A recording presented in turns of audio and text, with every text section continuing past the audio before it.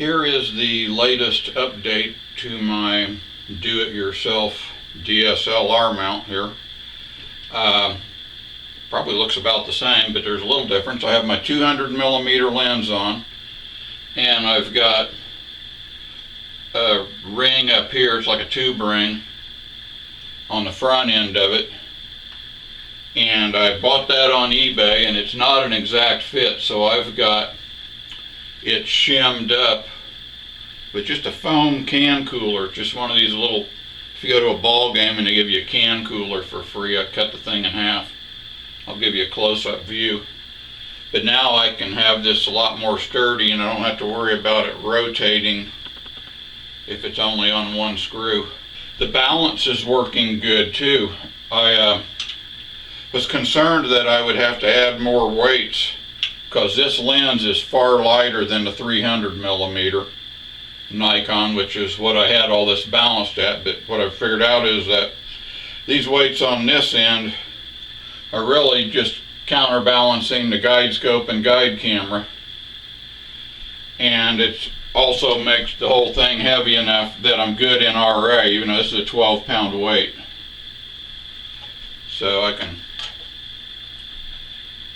going to give you a little view of that. It's pretty easy to get that balanced.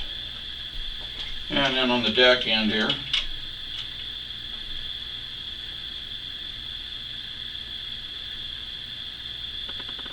pretty easy.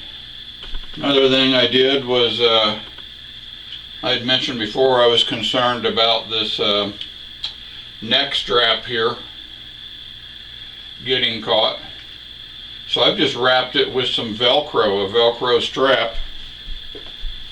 It's this stuff. You can buy it at Walmart or wherever. It's just a strap, and it's got the fuzzy side on one side and the loop side, or whatever you call it, on the other. It's real easy to cut with a pair of scissors. It's not expensive at all. Or you could use a zip tie, a little electrical tie or whatever. But that's just to keep it from accidentally hooking on anything here on the mount when I'm slewing or tracking, because I don't want it to stall out. So here's a little closer view. As you can see, what I've bought here, it's just like a tube ring for a telescope, only it's for a camera lens. And this one here said it was for a Nikon zoom lens.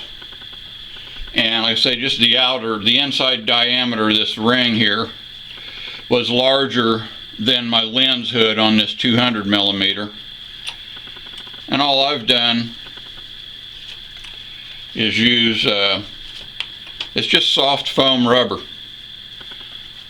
This used to be a little can cooler I got for nothing, and I doubled it up because one layer wasn't quite enough, and the lens, since I'm dealing with pixels, it was going to move around. So I put two of them on, and I can snug it up, and I think that's going to work quite well. Here's another view a little lower. As you can see, there's a gap underneath the camera body. I've shimmed up this space with washers. These all thread bolts here are it's just plain old 1/4 by 20 bolt, just like your tripod socket would have. That's what both of them are. And this one here, it sets up higher, so I had to put extra shims under the camera body end. If you notice on my previous videos, the 300mm lens and the 400mm lens have a built-in tripod socket on the lens itself.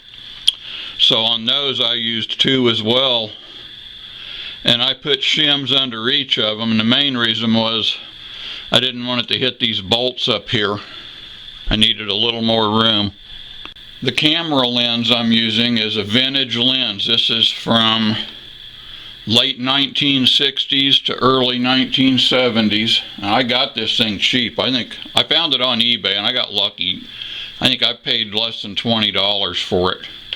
But it's a 200mm f4 Nikon. It's a Nikkor Q, I believe it says. Yeah, Nikkor Q. And the camera body is a Nikon D50.